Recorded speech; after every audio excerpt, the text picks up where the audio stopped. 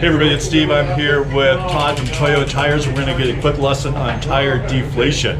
Todd, say hi. Hello. Good. Okay, so I'm just gonna demonstrate. This is the Tire Easy Deflator, and the benefit of this tool is its ability to remove the valve core and allow you to air the tire down a bit faster. So I'll demonstrate how to do it. This is just a spare tire we've taken off. Remove your cap, and then you're simply just going to thread this onto your valve stem. Once you bottom that, this is actually has a tool that grabs the valve core, and just kind of lightly push it in and rotate a little bit. You can feel it grab onto the valve core, and then you can just go ahead and back it off. So once it's been backed off, it will extend. You know that the valve core is out. You can see your pressure. I'm right around 36 psi. When I slide this little slider, now it's deflating the tire. At a faster rate? You kind of hear it, that it's a faster rate than what the normal with the valve core in would be. You can watch your pressure go down. And as you deflate, you can slide it back forward and see what your current pressure is. So that sliding forward stops the flow out. Yeah. Yeah. So I'm going to reinstall the valve core.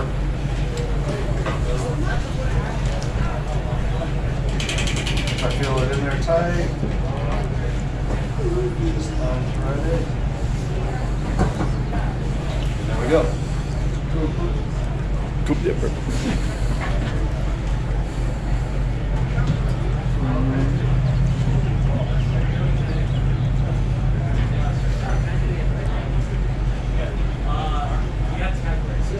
Is it connecting? Yeah, it doesn't have to be super tight, just once it bottoms, once you feel it kind of bottom. So yeah, you're going to grab the, you feel it grab it? Yeah, once you kind of feel that valve cord, then you unscrew it. So.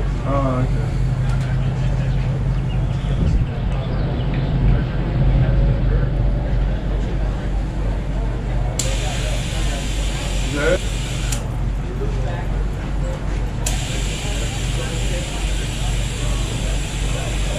Okay, you want to do it all the way. Okay, now reset it, put it back in. No, it's, yeah.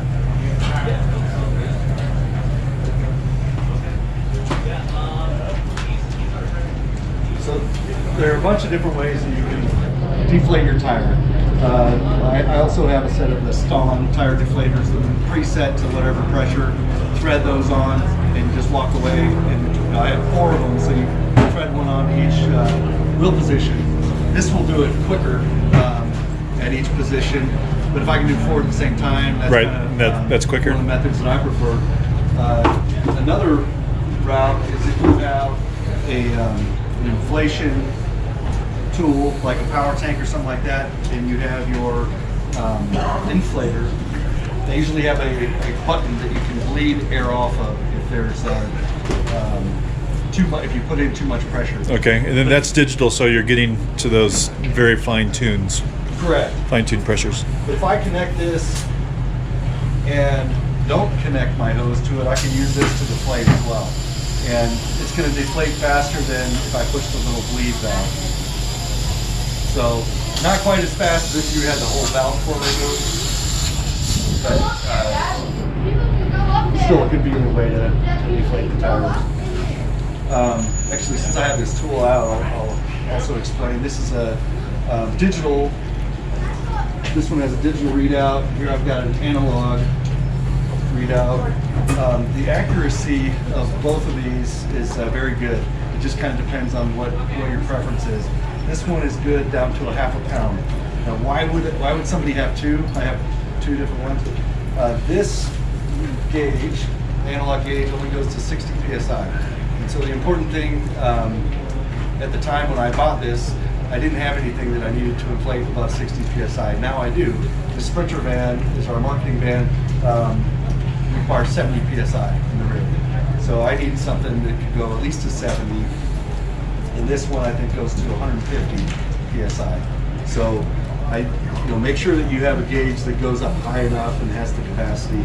That was the primary purpose of me buying this gauge, was to have the higher inflation pressure coverage. But they both basically do the same thing. And I like having the valve that kind of snaps onto your Schrader, and having a long cable so that you don't have to be bent down the entire time that you're inflating the tire. And this is my spare tire. So my front inflation pressures on my vehicle is 38 psi, and the rear inflation is 36. So since it's a spare and I don't know which axle I'm going to get a flat on, to inflate this to the higher pressure. So I'll fill this one up to 38. Because it's the spare, you want to go higher because you can bleed it down to the lower if you... Front or rear. Okay. And now this is CO2, and I talked a little bit about this yesterday, but in my opinion, it's okay to inflate your tires with CO2, with nitrogen, or with a compressor with air, as long as you're going to put enough pressure in there to support the load of your vehicle. It's not the tire that supports your load, it's the air in the chamber. So the tire is basically containing that pressure, and that's what's the suspension or what's carrying the vehicle. Perfect. Well, thanks, Todd. Appreciate it, and great lesson for us. You're welcome. Thank you.